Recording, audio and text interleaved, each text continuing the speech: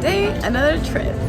We are flying to Cancun, where I experienced a not so pleasant event, but more on that later. We're starting our journey today from Tuxtla International Airport. This is because we live in San Cristobal. This is the closest airport and only airport in Chiapas. If you're new to me, hi, my name is Karen, and my daughters and I have been traveling full-time for the past 5 years and using San Cristobal de las Casas, Chiapas in Mexico as our home base. And to be able to go anywhere international, we usually have to either go to Cancun or Mexico City, and this time around we are choosing Cancun. And part of our life is traveling slowly, creating a lifestyle that is not hectic and chaotic, and a world in which we can live in peace. And fast travel kind of is exhausting, so we took it slow. So once we arrive in Cancun, we get a hotel and stay the night. We can enjoy Cancun for a little bit longer before we go to the next destination. We also do this because sometimes there aren't flights that are right after each other. If I'm gonna have a long layover, I'd rather just stay the night. And we choose to stay in downtown Cancun because it's cheaper, because we can take a bus to downtown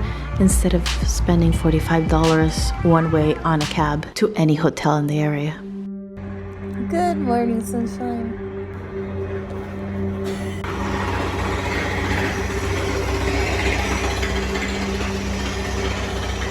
Good morning, sunshine. There seems to be some construction going on.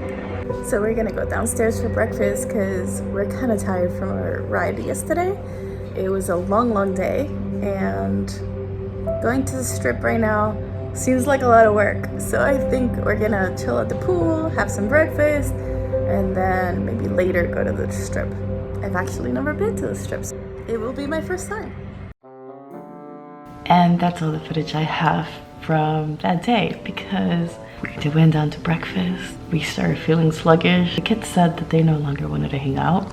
Honestly, at first I was kind of annoyed because they're teenagers and they often don't want to go. But I also go out by myself often. Whenever they don't want to go, I leave them in the hotel and I go by myself. And for some reason, I decided to stay with them. So I'm thinking I was tired too. Yeah, that's all I had from that day. I didn't get any footage. But then the next day...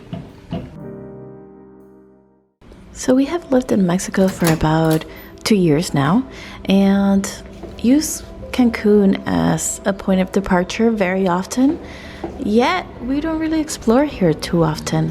This is because Cancun seems so expensive every time we arrive, and getting around seems so pricey. I am on a mission to one of these days find, easy transportation like buses and colectivos and things like that, but I haven't yet. So here we are.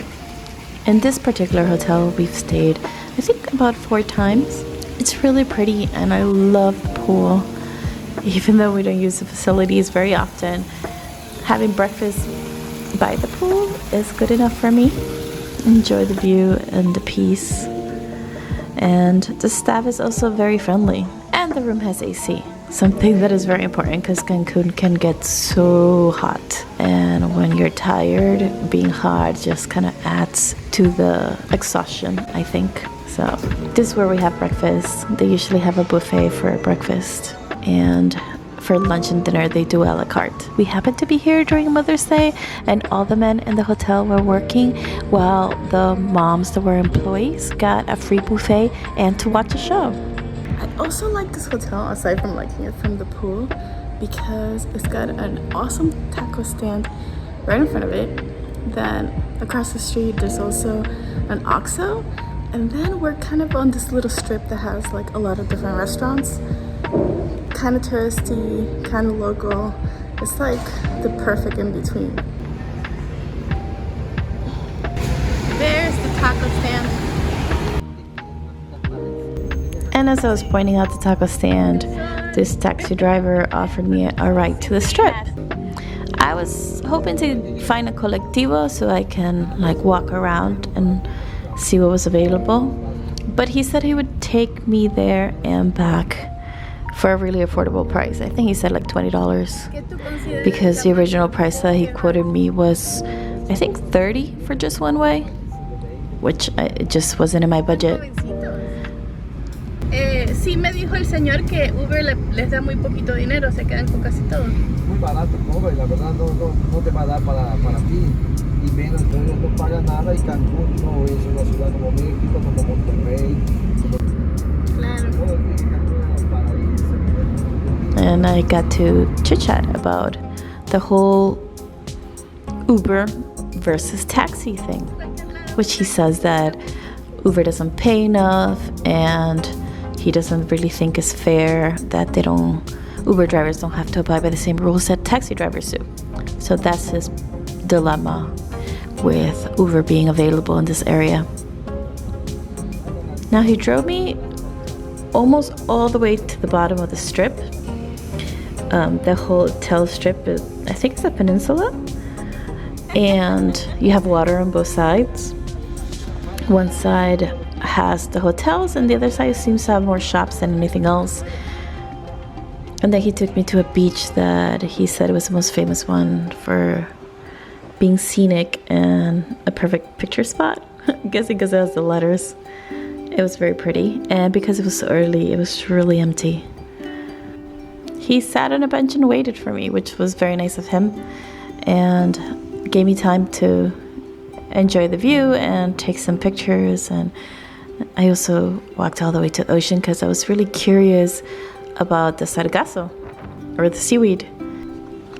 Having lived a big chunk of my life in Miami, I know that seaweed is seasonal and just something that happens, but Cancun is known for having it so bad when it's season, and I wanted to see what that meant. And yeah, this was bad, but Sargasso, a lot of sargasso. fast forward to my life today, which we're already in Miami, Florida. Please subscribe if you want to see that video. It's just as bad actually. So I was surprised here, but then surprised that in Miami it looks just the same. The water looked brown today.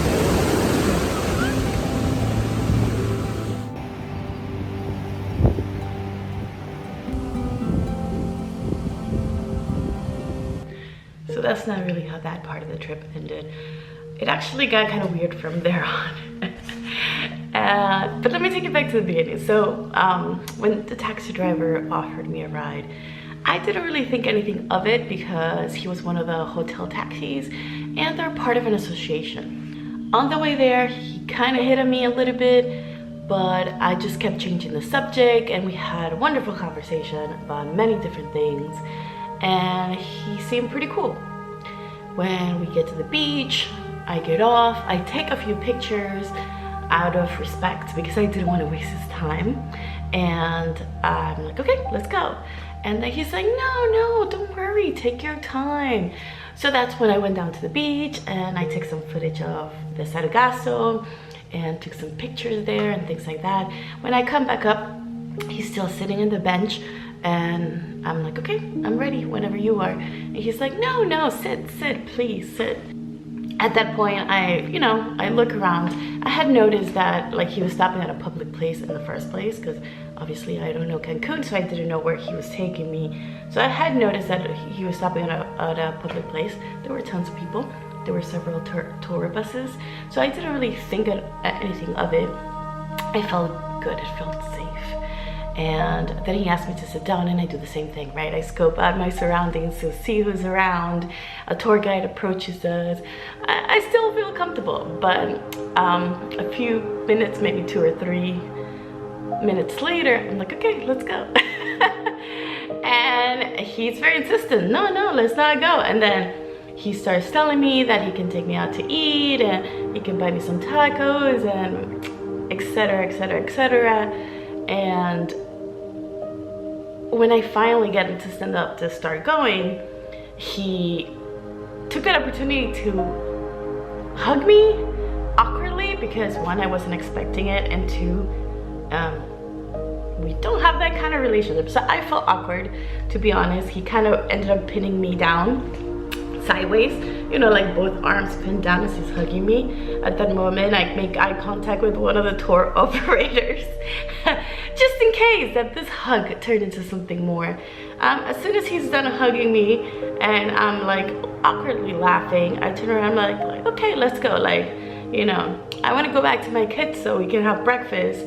And he's like, okay, if you really want to. And I'm like, yes, I really want to. Let's go home. Let's go back to the hotel. And I go to get in the car. He's like, no, sit in the front. And I'm like, no, you're not really taking no for an answer, because he had been repeatedly hitting on me and asking me to go out to lunch or take me out to eat. You're not really taking no for an answer. I don't feel comfortable sitting in the front with you. And that kind of changed the dynamic, because me getting uncomfortable after the hug and more solidly rejecting his advances turned into him begging more. Instead of him letting it go, it turned into him begging more. So as he's driving me back, there's awkward silence, and then him hitting on me more and farther and telling me how beautiful I am. Uncomfortable. Luckily, you know, Cancun is very small, so it was a short trip. On the way there, he had offered me a trip to the airport for a really good price. So we had exchanged WhatsApp numbers. This was before it got uncomfortable. I talked to a lot of taxi drivers through my travels, and they always give you that WhatsApp number to have easy contact in case you need a ride. It's part of their business. So I didn't really think anything of it when we first exchanged. By the time that I got uncomfortable, I was kind of like, can't take that back, can I? When he took me back to the hotel, I get off the cab, and immediately the other taxi drivers got up and they're like, are you okay? Which I found strange, but whatever. Yeah, once I get up to the room, I immediately, because I am who I am and I felt weird leaving the invitation to the airport open, I texted him, my kids actually bought the bus tickets already, so I'm not really interested. Yeah, his response was kind of awkward, kind of like, oh, but I'm offering you, you know, to get to know you and you're rejecting me. It was a little bit of that, and I'm gonna put it right here so you can see it. It's in Spanish. I did want to share it because it is part of travel. You just never know what you're gonna get. But I am a very open person, and I gotta tell you, I talk to everybody. I love getting to know people. I feel like people are the best part of a location. So this is an incident that has been few and far between. Anyways, then. And now back to our regularly scheduled programming before the creepiness. Now, after our late checkout from the hotel, which was 12:30, we take a taxi to the ADO station. We could also walk, it's within walking distance for sure. But because we had luggage, we decided to take a taxi, and then we take the ADO, which is 110 pesos. And it takes us to Terminal 4 of Cancun Airport, which is the international wing. This place is amazing. It looks like a mall. It's gorgeous. And it has a pretty full food court, but also it has a lot of fancy stores.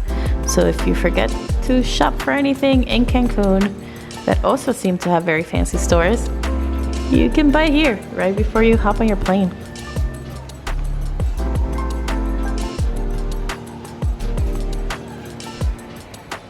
And of course, we had to get a little something to eat while we waited for the plane that ran late. And thank you, Mick, for buying me a cinnamon roll. I really appreciated it. I couldn't drink coffee having to wait so long for a plane because it gives me anxiety.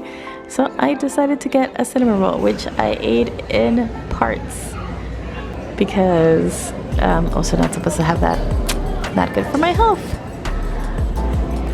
But I love airports, I really do. And out of all the airports, this is probably one of the most entertaining ones to hang out at because there's so much to do.